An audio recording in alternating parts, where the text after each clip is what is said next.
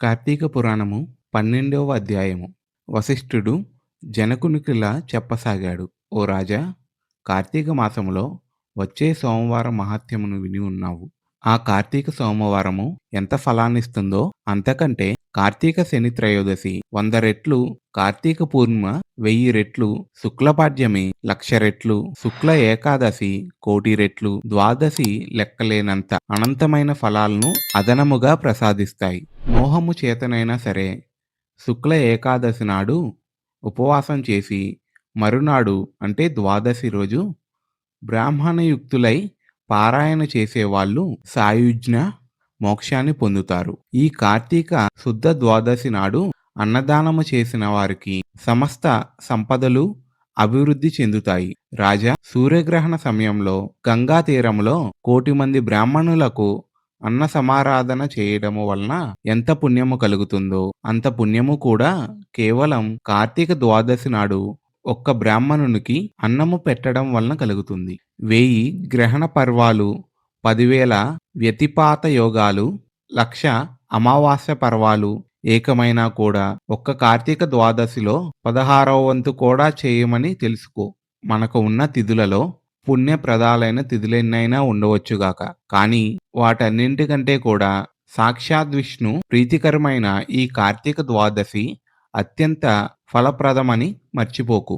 ఏకాదశి నాడు రాత్రి యామముండగా కార్తీక శుద్ధ ద్వాదశి నాడు క్షీరసముద్రము నుండి శ్రీహరి నిద్రలేస్తాడు. అందువలన దీనికి హరిబోధిని ద్వాదశి అని పేరు వచ్చింది. అటువంటి హరిబోధిని నాడు ఎవరైతే కనీసం ఒక్క బ్రాహ్మణునికైనా అన్నదానమును చేస్తారో వాళ్ళు ఇహములో భోగాన్ని సేవిస్తానని, పరములో భోగ సైనామ సేవనాన్ని పొందుతారు. కార్తీక ద్వాదశి నాడు పెరుగు అన్నం దానం చేయడం సర్వోత్కృష్టమైన దానముగా చెప్పబడుతుంది. ఎవరైతే ఈ ద్వాదశి నాడు పాలిచ్చే ఆవును వెండి డెక్కలు, బంగారు కొమ్ములతో అలంకరించి పూజించి దూడతో సహా గోదానము చేస్తారో వాళ్ళు ఆ ఆవు శరీరంపై ఎన్ని రోమాలైతే ఉంటాయో అన్ని వేల సంవత్సరాలు స్వర్గంలో నివసిస్తారు. ఈ రోజు వస్త్రదానము చేసిన వాళ్ళు సంచితార్థాలన్నీ సమసిపోయి వైకుంఠాన్ని చెందుతారు అనడంలో ఎటువంటి సందేహము లేదు. ఓ మహారాజా, ఎవరైతే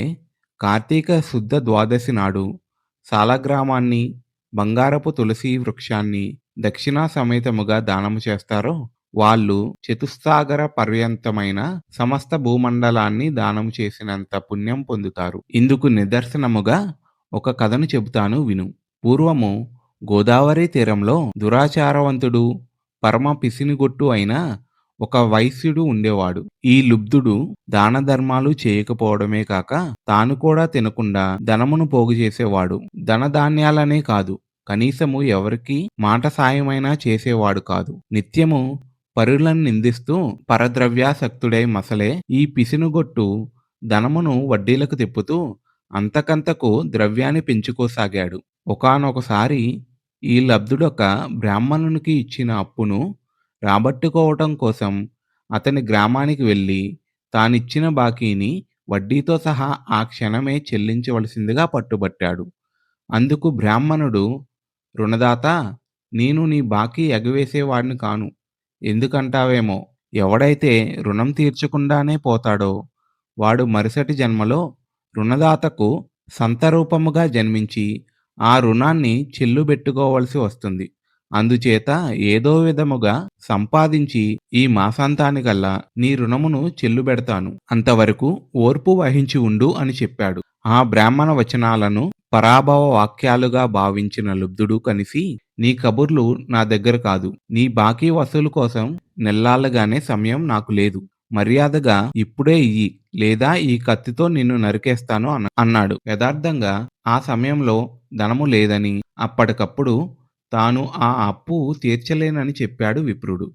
మరింత మండిపడిన ఆ పిసినారి బ్రాహ్మణుడిని జుట్టు పట్టుకుని లాగి నేల మీద పడేసి కాలితో తన్ని అప్పటికీ కోపం తీరక కత్తితో ఒక వేటు పెట్టాడు. సింహం యొక్క పంజా విసురుకు లేడిపిల్ల చచ్చిపోయినట్లుగా క్రోధన్మత్తుడైన ఆ కోమటి కొట్టిన కత్తి దెబ్బకు బ్రాహ్మణుడు ప్రాణాలు కోల్పోయాడు. అంతటితో కోమటి హత్యా నేరానికి గాను రాజు తనను దండిస్తాడనే భయంతో త్వరితముగా ఇంటికి పారిపోయి గుట్టుగా బ్రతకసాగాడు. బ్రతికినంత కాలం గుట్టుగా ఉండగలమే గాని గుట్టుగా ఉన్నంత మాత్రాన ఎల్లకాలం బ్రతకలేం కదా! అదేవిధంగా ఆ కోమటి కూడా ఆయువు తీరి మృతి చెందాడు. యమకింకర్లు వచ్చి ఆ జీవిని నరకానికి తీసుకుపోయారు. జనక భూపతి రురువులనే మృగాల చేత వాటి శృంగాల చేత పీడింపచేసే ఒకానొక యాతననే రౌరవం అంటారు.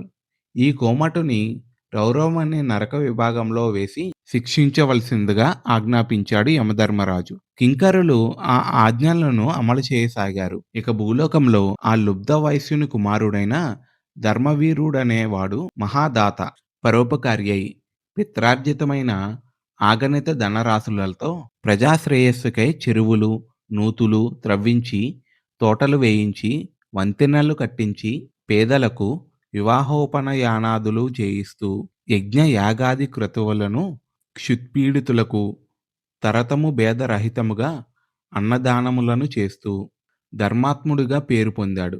ఒకానొక నాడి ధర్మవీరుడు విష్ణుపూజ చేసే సమయానికి త్రిలోక సంచారి అయిన నారద మహర్షి యమలోకం నుండి బయలుదేరి హరినామ స్మరణను చేసుకుంటూ ఈ ధర్మవీరుని తావుకు వచ్చాడు.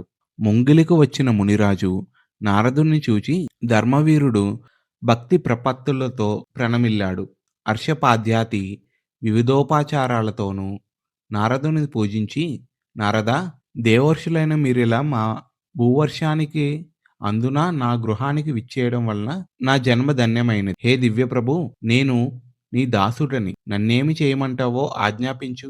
నువ్వేమి చెబితే అది చేస్తాను అని వినయపూర్వకముగా వేడుకున్నాడు. అందుకు సంతసించిన నారదముని చిరునవ్వు ముఖము కలవాడే, ధర్మవీరా, నా కోసము నువ్వేమీ చేయనక్కర్లేదు. నీ శ్రేయస్సుకై చెబుతున్నా నా ఈ మాటల్ని శ్రద్ధగా విను. కార్తీక ద్వాదశి శ్రీ మహావిష్ణువుకు అత్యంత ప్రియమైనది. ఆ రోజు చేసిన స్నాన దాన జప తప ప్రభృతి కార్యాలన్నీ కూడా విశేషమైన ఫలాన్నిస్తాయి. ధర్మవీర, సూర్యుడు తులారాశిలో ఉండగా కార్తీక ద్వాదశి ప్రాంత స్నాతులై సాలగ్రామ దానమును చేసేవారు దరిద్రులు గాని, ధనికులు గాని, యతులు గాని, వానప్రస్థులు గాని, బ్రాహ్మణులు గాని, క్షత్రియులు గాని, వైశ్యులు గాని, శూద్రులు, స్త్రీలే గాని వాళ్ళెవరైనా సరే జన్మాంతర కృతపాపాలను దహింప చేసుకున్న వాళ్ళే అవుతారు. మరో ముఖ్య విషయమును చెబుతాను విను.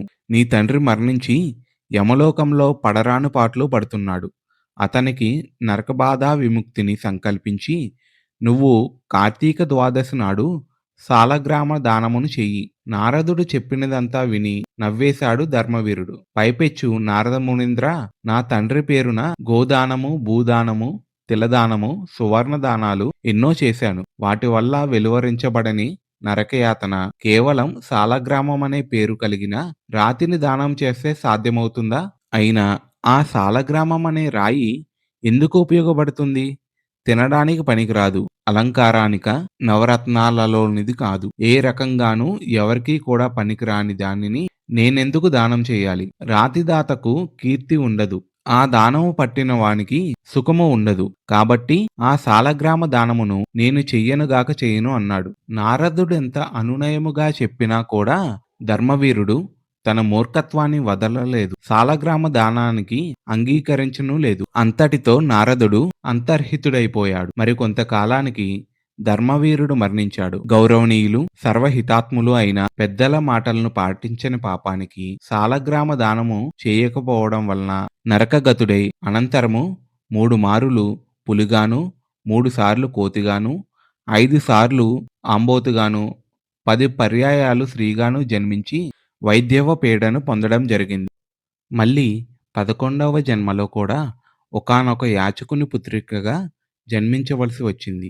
పూర్వకర్మ వలన పెండ్లి కుమారుడు అనతి కాలంలోనే మరణించడంతో ఒక్కగానొక కూతురికి కలిగిన వైధవ్యానికి చింతించి ఆ యాచక బ్రాహ్మణుడు జ్ఞానదృష్టి చేత తన కూతురి పురాకర్మను గత పాపఫలాల్ని తెలుసుకున్నవాడే ఆ విషయాలన్నీ ఆమెకు సవిస్తరంగా చెప్పి కార్తీక సోమవారం నాడు వైదోక్త విధిగా జన్మార్జిత పాపనాశకమైన సాలగ్రామ దానాన్ని చేయించాడు.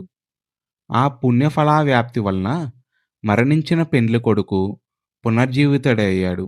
ఆ దంపతులు ఇహజీవితాన్ని ధర్మకామ సౌఖ్యాలతో గడిపి కాలాంతర స్వర్గమును చేరి పుణ్యఫలానుభ వ్యాప్తులయ్యారు. తదుపరి ధర్మవీరుడు 23వ జన్మగా ఒక బ్రాహ్మణుని ఇంట శిశువుగా పుట్టి పూర్వజన్మలో చేసిన మహత్వపూరక సాలగ్రామ దాన పుణ్య విశేషము వలన జ్ఞాని అయి ప్రతివర్ష ప్రయుక్త కార్తీక సోమవారము పర్వదినాలలో సాలగ్రామ దానాన్ని ఆచరిస్తూ ఆ పుణ్యఫలముగా మోక్షప్రాప్తుడయ్యాడు.